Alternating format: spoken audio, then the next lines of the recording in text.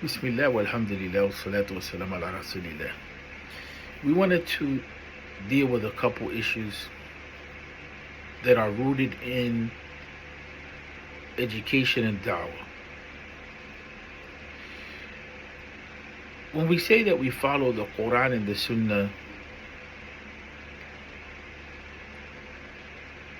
and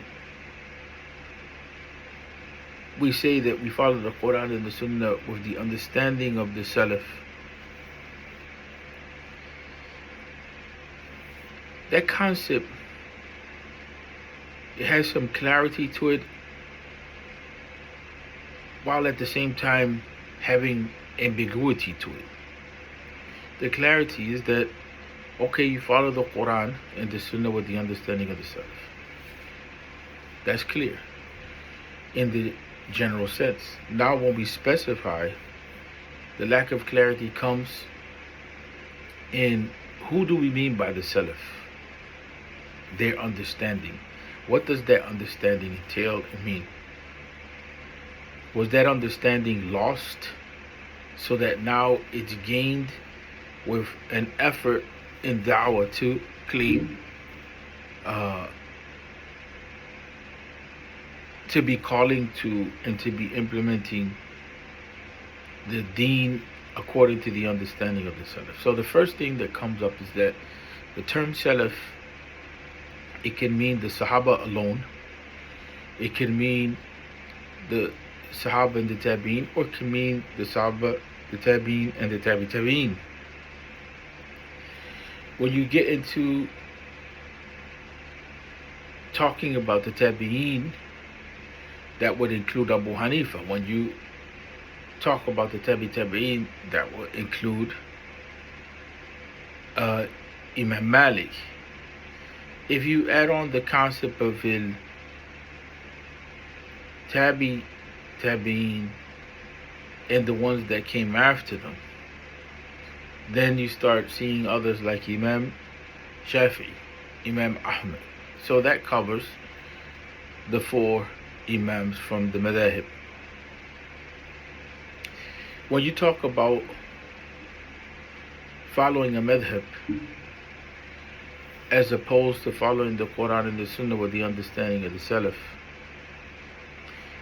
at times what gets lost is an understanding that the companions had positions in the deen. So those who say we follow the Quran and the Sunnah with the understanding of the Salaf, part of what they put an emphasis on is the ijtihadat, the understanding of the companions and the early generations, what their sayings were. It doesn't necessarily mean that they're opposed to the development of the madhab. It could mean that at times the opinions of the Sahaba are preferred to the opinions of some of the later day scholars that may have chosen one opinion from the companions and rejected another. But in any event, without complicating the issue, from an educational perspective, the benefit is to uncover what it is that the Sahaba said, what it is actually that Malik said, what it is actually that Abu Hanifa said, what it is that Shafi actually said. Becoming familiar with the first tiers of foundational knowledge when it comes to that knowledge which eventually serves as the foundation for the madhab. The problem with negating the role of what other scholars built on, because other scholars were following those the first generations, and they built their knowledge on that. One of the issues that especially becomes problematic for the student of knowledge when it comes to the understanding of the Quran and the Sunnah is not just that the Quran and the Sunnah are understood with fatwa that come from the companions. The Quran and the Sunnah are composed of the Arabic language, And so when you look at the earliest of generations, they understood the Arabic language. So then what happens is that the Quran and the Sunnah open up to various understandings with the language. And that's people where things become complicated. From the angle of, if you say that you follow the Quran and the Sunnah with the understanding of the Salaf, on this point here, you're forced to go back to the Madhab. You're forced to go back to the dalalat, to the linguistic indications of the text. And that requires returning back to the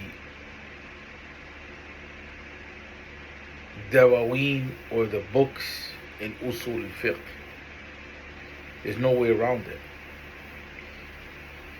This is why you find like people like Sheikh Uthaymeen, Ibn Taymiyyah and others, they're following the way that the Hanbali Madhab deals with the Arabic language.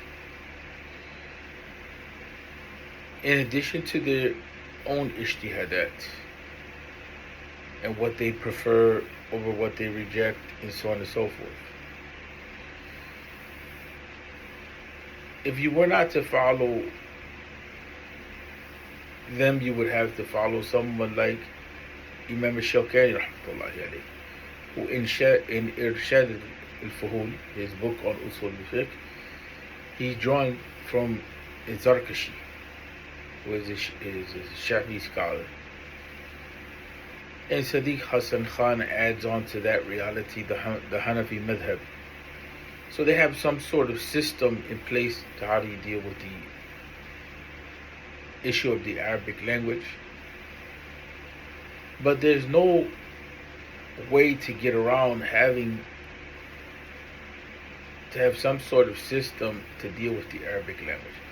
And that's where those that say they just follow the Quran and the Sunnah, they start falling into issues because they don't have a system to deal with the language of the Quran and the Sunnah.